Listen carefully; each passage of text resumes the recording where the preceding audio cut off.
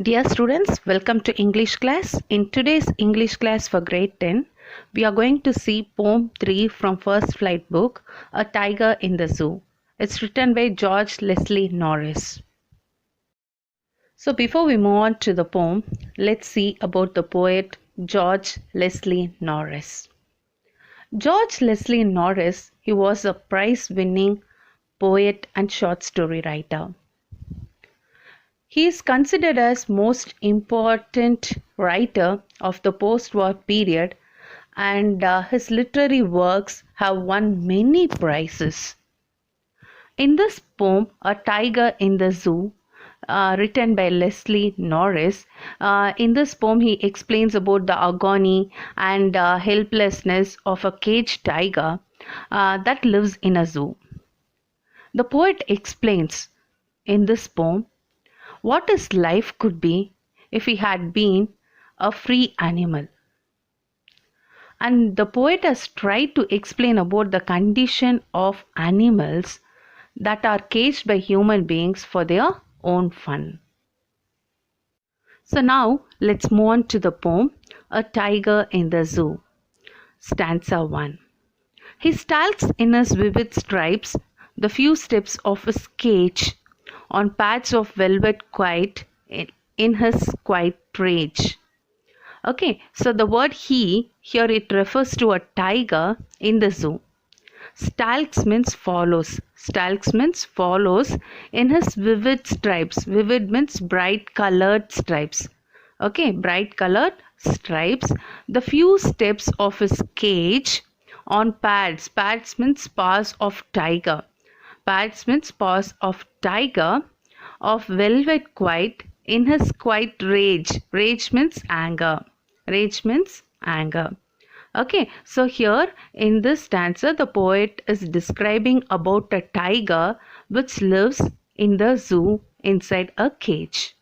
Okay, here the poet says that the tiger that is confined in the zoo moves around in the cage under his bright colored skin. Okay, so he further says that the tiger can take only a few steps.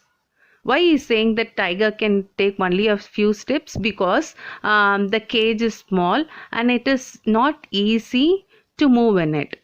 Okay, so the tiger that is confined in the zoo moves around in the cage under his bright colored skin, and he further says, the poet further says that the tiger can take only a few steps because the cage is small and it is not easy to move in it. Okay, so one cannot hear his footsteps because, can you guess why? Because he has very soft feet. He has very soft feet, and the soft feet is compared to what? Velvet. Okay, the soft feet is compared to what? Velvet, because of which there is no sound of the tiger's footsteps. Okay, so one cannot hear its footsteps because he has a very soft feet like velvet, and because of which there is no sound of the tiger's footsteps. The tiger tries to control his anger by quietly walking in the limited area of his cage. What it is doing, it's just trying to control his anger by what? By walking quietly in the limited area of his cage. But the tiger is not happy at all. It is anger because it is very angry because it is not free. Can you understand? So first stanza, it's about a tiger which lives in the zoo. Okay, the poet says that the tiger is confined in the zoo. It moves around in the cage under its bright colored skin, and he further says that the tiger can take only a few steps. Because the cage is small and it is not easy to move in it. So one cannot hear the footsteps because he has very soft feet, and the soft feet is compared to what? velvet, because of which there is no sound of tiger's footsteps.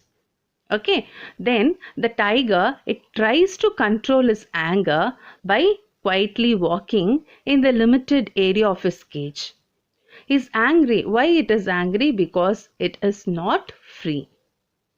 Can you understand? So now let's move on to the rhyme scheme. So the first stanza, first line, last word stripes. The second line, last word cage. So stripes and cage, it's not rhyming. So A, B. Then third line, quite. Quite is also not rhyming with stripes, cage. Okay, so C. And fourth line, the last word is rage. Rage rhymes with cage. So it is B. So the rhyme scheme is A, B, C, B. And literary device. So the word he refers to tiger. So it is personification. Inanimated object, which gives you an human quality. So he, here tiger refers to he. So it is personification. And in third line, on pads of velvet quiet. So the paws of the tiger is compared to velvet. So paws of tiger is compared to velvet. Two dissimilar things are compared here. So it is metaphor. So it is metaphor. And next poetic device is enjambment. Enjambment means what? Sentence is continuing to the next line without any punctuation mark. So he stalks in his vivid stripes the few steps of his cage. So first line, it's continuing in the second line. So that is enjambment. Okay, the word he, here it refers to what? Tiger. So inanimated object is given a human quality.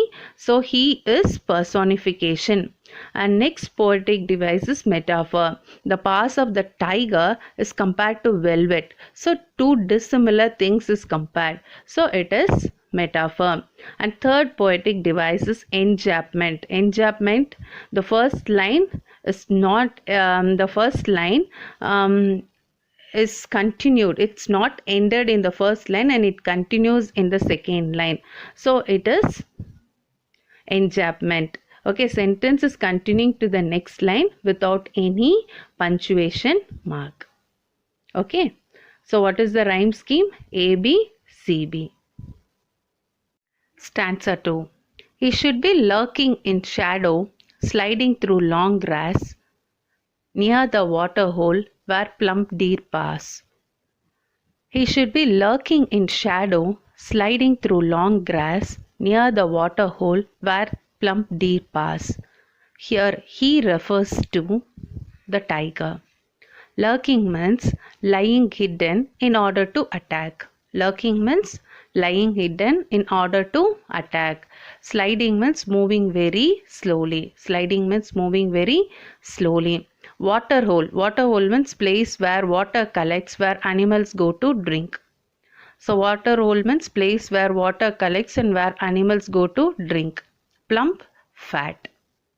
Okay. So the poet says that in this stanza, the poet says that if this tiger was free, he would have hid himself. Where it would have hid himself? Behind the long grass. Behind the long grass near water bodies. So why it is hid near the water bodies? So that he could easily catch a deer in order to have it as its food.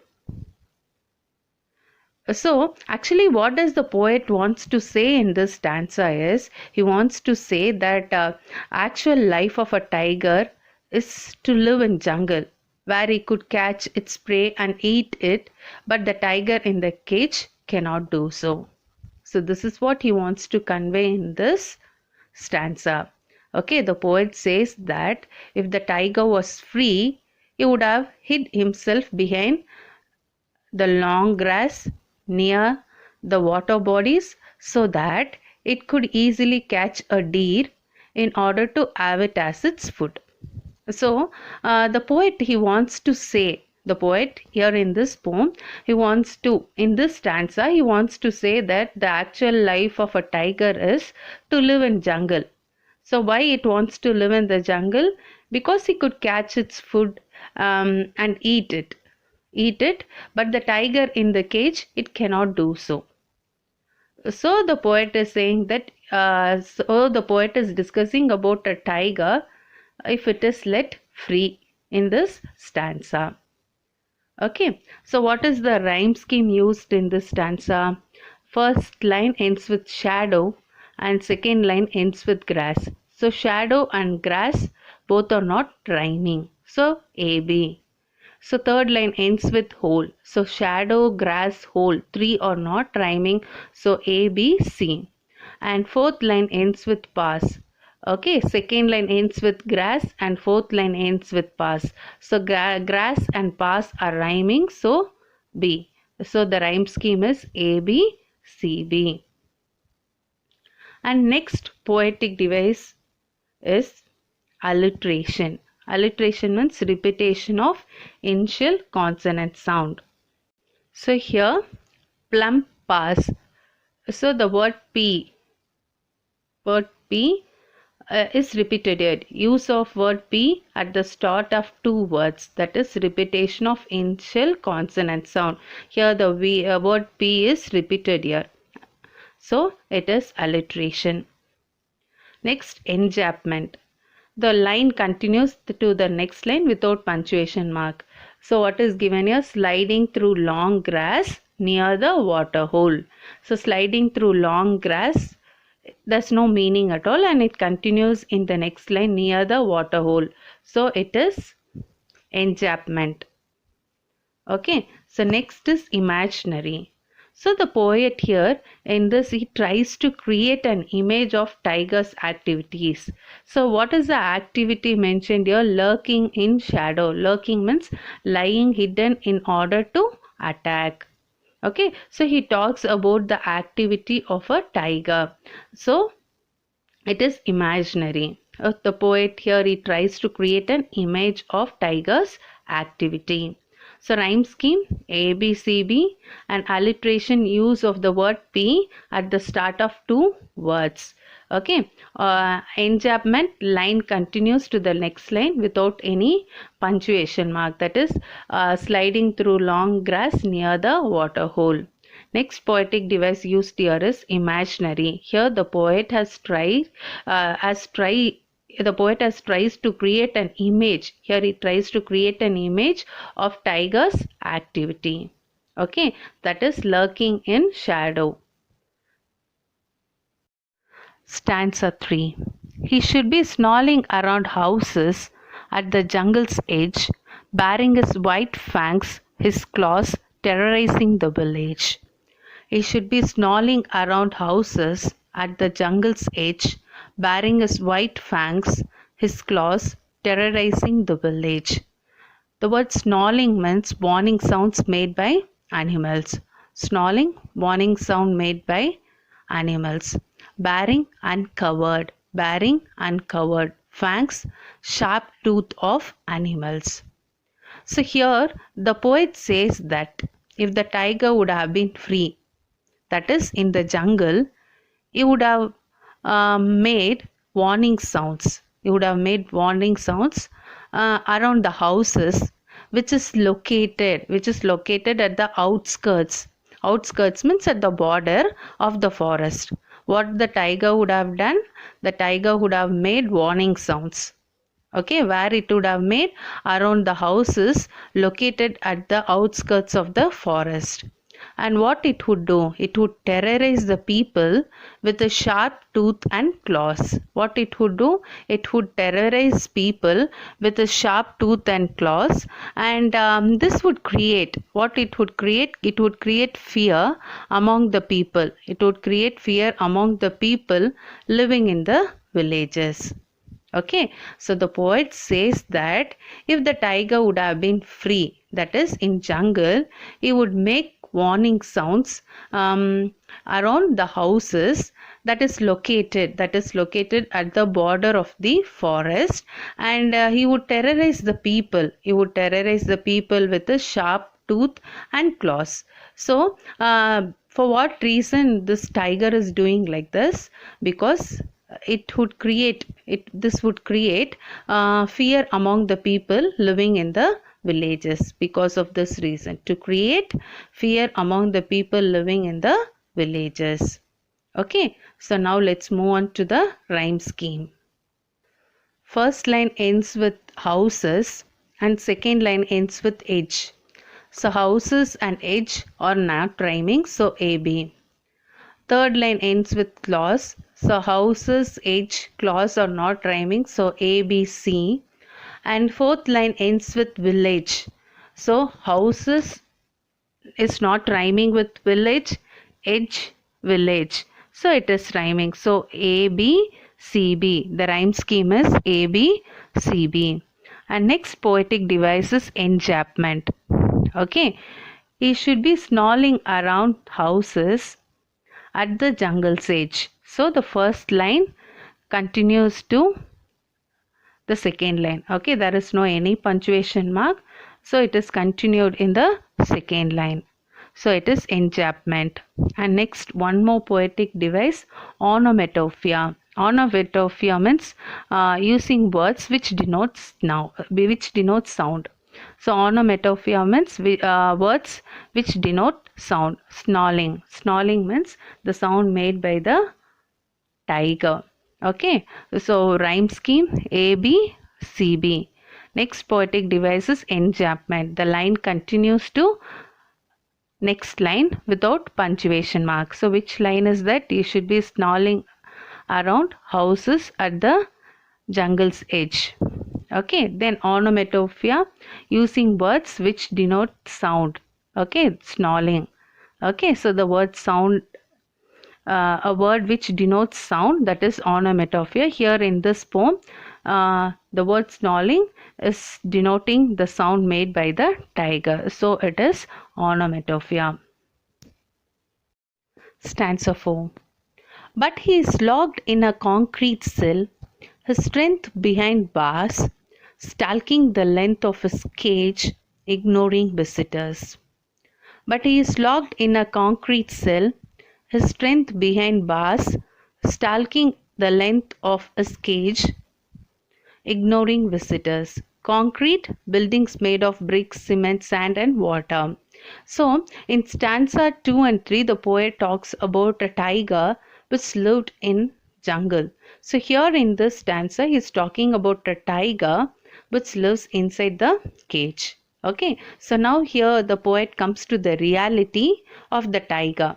That is the tiger inside the cage.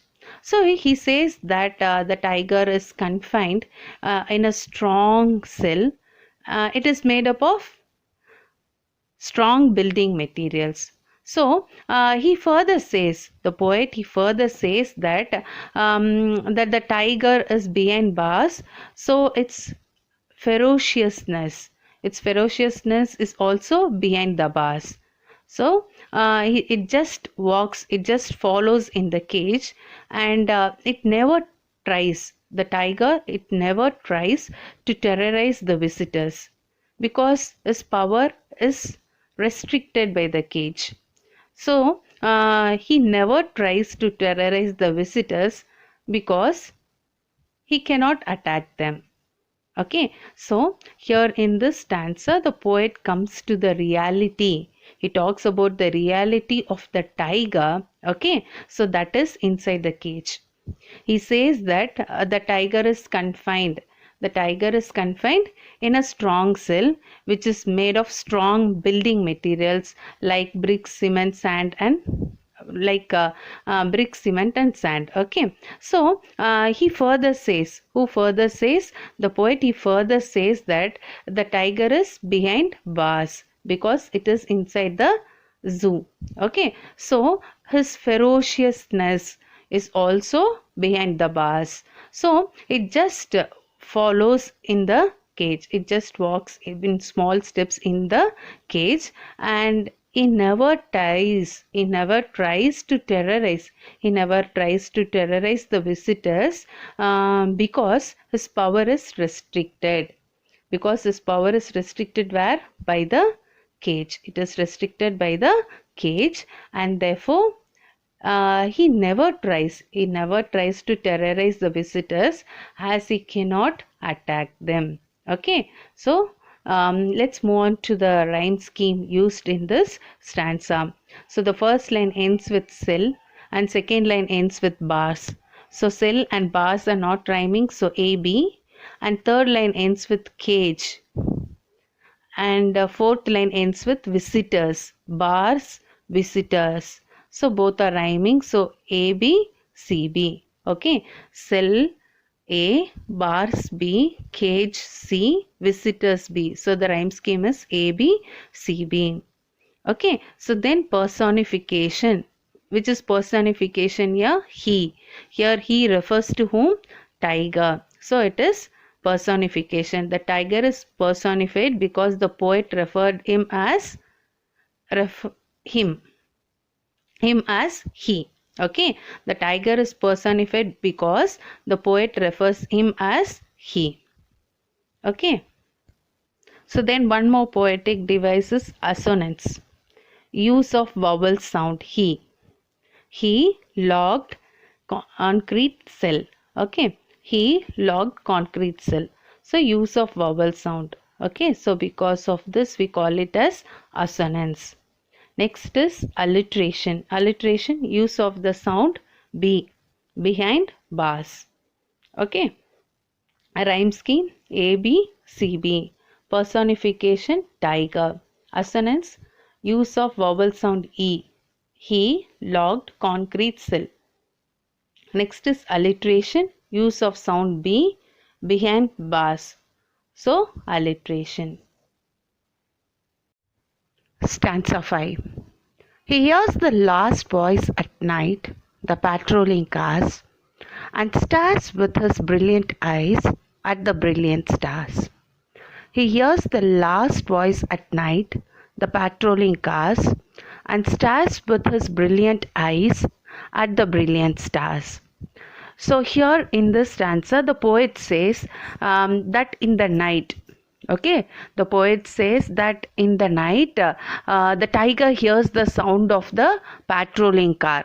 So what is patrolling car? Patrolling car are the vehicles of police which are used to guard at night. Okay, the poet says that in the night the tiger hears the sound of the patrolling cars. Patrolling cars are the vehicles of police which are used to guard at night. So in the night the tiger hears the sound of these cars. Then he then stares at the shining stars with his shining eyes.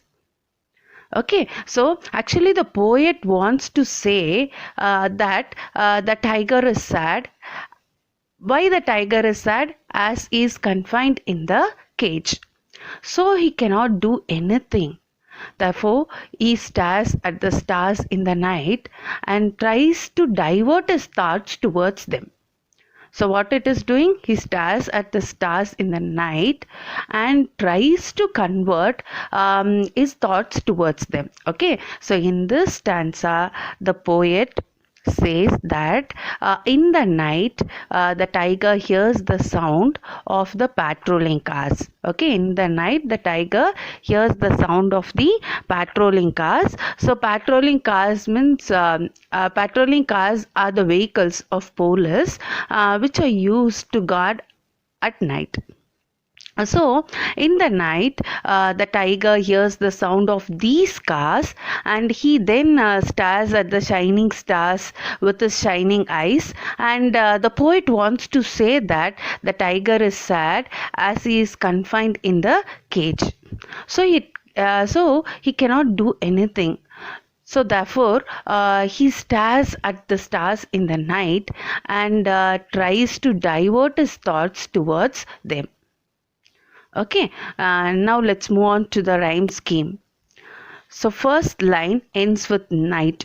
The first line ends with night and second line ends with cars. Night and cars are not rhyming. So AB. Third line ends with ice. Night, cars, ice. These three words are not rhyming. So A, B, C. So fourth line ends with stars. So second line ends with cars and third line ends with stars. So cars and stars are rhyming. So the rhyme scheme is A, B, C, B. Can you understand? First line ends with night and second line ends with cars. So night and cars are not rhyming. So A, B. And third line ends with ice. So night, cars, ice. This is not rhyming. So A, B, C. And fourth line ends with stars. So cars, stars, both are rhyming. So the rhyme scheme is A, B, C, B. And let's see poetic device used in this stanza. Enjambment. So enjambment means the line which is not ended up and it continues in the next line. So you could see and stars with his brilliant eyes at the brilliant stars. So and stars with his brilliant eyes is not completed and the line is continued in the fourth line. So it is enjambment. Line 3 continues to line 4 without any punctuation mark. And stars with his brilliant eyes at the brilliant stars. Next poetic device is alliteration. Alliteration, use of H sound in the starting of two words. In the first line of fifth stanza, you could see the word he hears. So this two words starts with H sound, so it is alliteration. Next poetic device is assonance. So in third line, you could see use of I sound with his brilliant.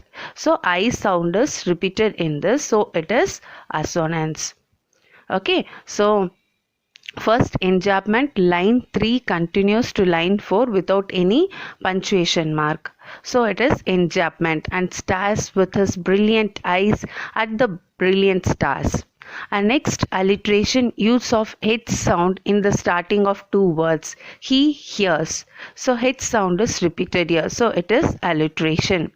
And next is assonance, use of I sound with his brilliant.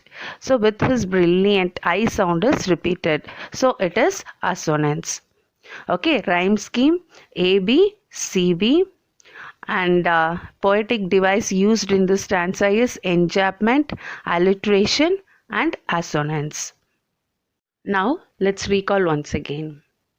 So in stanza 1, the poet says that the tiger that is confined in the zoo, it moves around in the cage under his bright colored skin. Okay, he further says that the poet says that the tiger can take only a few steps. Why? Because the cage is small and it is not easy to move in it. Okay, so one cannot hear the footsteps because he has very soft feet like velvet, because of which there is no sound of the tiger's footsteps. The tiger, it tries to control its anger by quietly walking in the limited area. So here the limited area, it refers to the cage. Okay, so the tiger, it just controls his anger by quietly walking in the limited area of his cage, and he is angry because he is not free. Okay, so here the poet in the first stanza, he says that the tiger is confined in the zoo. It moves around in the cage under his bright colored skin, and then he further says that the tiger can take only a few steps. The tiger can take only a few steps because the cage is very small and it is not easy to move in it, and one cannot hear his footsteps because it was very soft like velvet, because of which there is no sound of the tiger's footstep. So the tiger, it tries to control his anger by quietly walking in the limited area of his cage, and his anger because he is not free.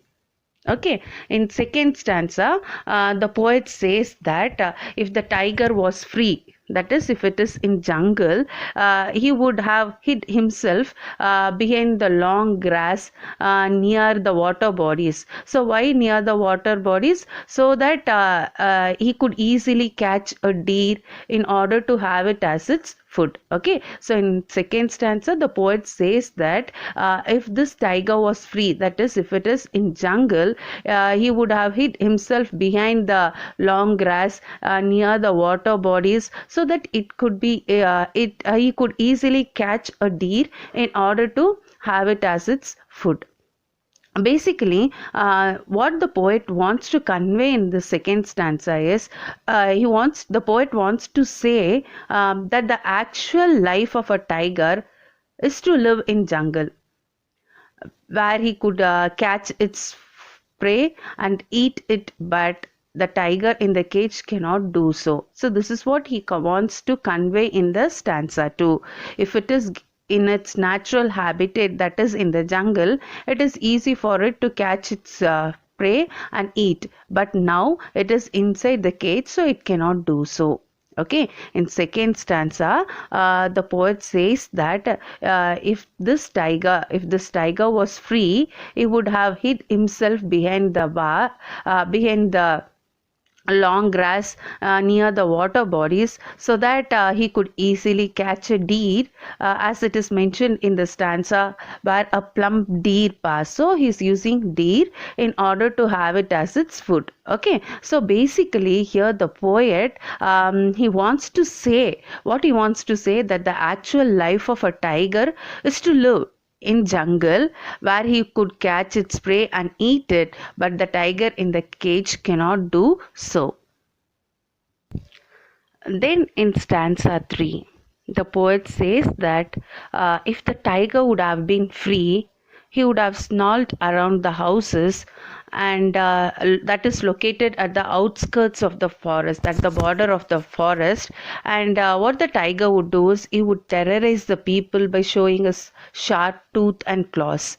This would create what fear among the people living in the village. So here what the poet is conveying in the stanza 3 is, the poet says that if the tiger would have been free, he would have snarled around the houses, which is located at the border of the forest. And what the tiger would do is he would terrorize the people. What the tiger would do, the tiger would terrorize the people with his sharp tooth and claws. So what he would do, he would terrorize the people with a sharp tooth and claws, and this would create fear among the people, those who are living in the villages. Okay. In stanza 4, in this stanza 4 only, the poet talks about the reality of the tiger that is inside the cage. He says that the tiger is confined in a strong cell, which is made up of strong building materials. He further says that as the tiger is behind the bars, so his ferociousness is also behind the bars. Okay, so he just walks in the cage. He never tries to terrorize the visitors. Why it never tries to terrorize the visitors is because his power is restricted by the cage. Okay, so therefore he never tries to terrorize the visitors, as he cannot attack them. Okay, so now here in stanza 4, the poet talks about the reality. If the tiger that is inside the cage, he says that the tiger is confined in a strong cell, and which is made of strong building material. And he further says that as the tiger is behind the bars, so his ferociousness is also behind the bars. So the tiger, it just walks in the cage. It never tries to terrorize the visitors. Why it never tries to terrorize the visitors is because all his powers is restricted by the cage. So therefore, this tiger never tries to terrorize the visitors, as he cannot attack them. Okay, so because of that reason only, what the poet is talking about the tiger's situation when it is being when it is behind the bars. Okay. So next in stanza 5. So in stanza 5, the poet says that in the night the tiger hears the sound of the patrolling cars. So we know very well what is patrolling car is. Patrolling cars are the vehicles of police which are used to guard at night. So in the night the tiger hears the sound of these cars, and he then stares at the shining stars with his shining eyes. So the poet wants to say that the tiger is sad as he is confined in the cage, so it cannot do anything.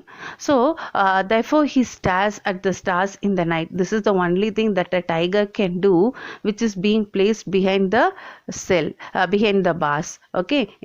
So what it can do, it can only stare at the stars in the night, and it tries to divert its thoughts towards them. Okay, so the poet in 5th stanza, the poet says that in the night the tiger hears the sound of the patrolling cars. So patrolling cars are the vehicles of police which are used to guard at night. So in the night, so the tiger hears the sound of these cars, and he then stares at the shining stars with the shining eyes. So the poet wants to say that the tiger is sad as he is confined in the cage, so it cannot do anything, and therefore the only thing the tiger can do is he stares at the stars in the night, and it tries to